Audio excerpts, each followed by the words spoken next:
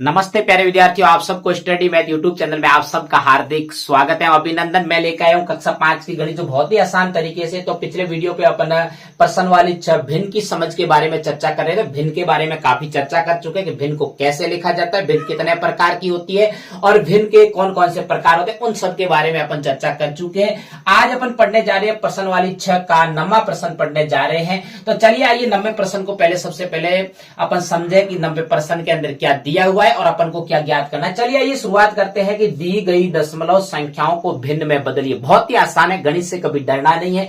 पहले प्रश्न को समझो और फिर प्रश्न को आसानी से हल करो कि दशमलव संख्या मतलब आपके पास में कुछ दशमलव संख्याएं दे रखी है, उनको भिन्न में बदलना है। केवल बहुत ही आसान तरीके से अपन बदल लेंगे। तो चलिए आइए शुरुआत करते हैं अपन कि अ दे रखा है कि 2.9। दशमलव की परिभाषा मैंने कई बार आपको हर वीडियो के अंदर बताता हूं कि पेन की नोक से बनी आकृति को क्या कहा जाता है, दशमलव कहा जाता है। और दशमलव को जब हटाया जाता है तो उसको भिन्न बदल में जाता है। जैसे कि इस दशमलव को हटाना है तो जो संख्या दे रखी है आपको उसको पूरा पहले लिखना है कि 29 हो गया। दशमलव हटाने पर ये कितना हो गया, 29। 2.9 में से अगर दशमलव हटाओगे तो 29 और फिर बटे में आपके हर में आपके पास में आएगा कितनी संख्या छोड़ के दशमलव का पीछे से गिना एक संख्या छोड़ के, तो एक के पीछे एक जीरो मतलब कि 29/10 हो जाएगा। बहुत ही आसान तरीके। मुझे उम्मीद है कि आपको बहुत ही आसान तरीके से समझ में आया है, मतलब कि दशमलव हटाना आपको समझ में आ गया। इसी प्रकार आपको ब करना है। ब के अंदर क्या दिया हुआ है, चलिए देखिए कि 0.37। दशमलव के बाद की संख्या को हमेशा अलग अलग बोला जाता है, न कि एक साथ।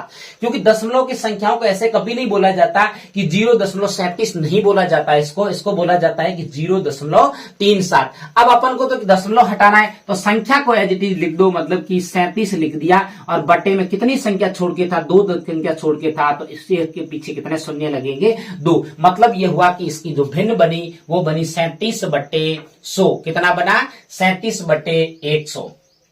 इसी प्रकार स को देखिए, स भी बहुत ही आसान तरीका है। गणित जब भी अपन समझते हैं तो गणित को बहुत आसान समझा जाता है। कैसे कि आप जैसे कि कोई भी प्रश्न होता है तो उस प्रश्न को हमेशा एक बार देख के मिलाओ, एक बार नहीं तो 2 बार देख के मिलाओ। बार देख के मिलाने के बाद में 2-3 बार आप बिना देख के मिलाओगे तो आपको अपने आप स्वतः ही समझ में आ जाएगा कि इस प्रश्न को कैसे किया।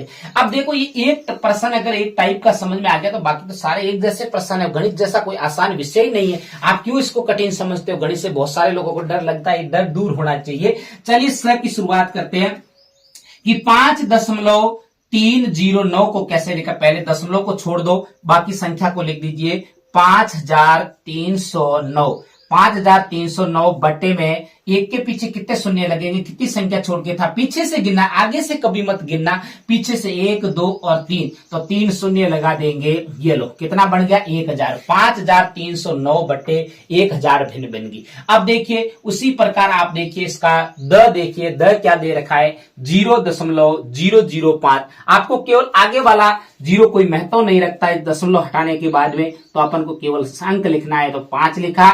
और बटे में एक के पीछे कितने शून्य लगाने, क्योंकि अपन दशमलव गिनेंगे पीछे से, 1, 2, 3 संख्या छोड़ के दशमलव है, तो अगर जब दशमलव हटाएंगे तो हर के अंदर 3 शून्य लगा देंगे, मतलब कि 1000 बन गया। कितना बन गया, 5/1000।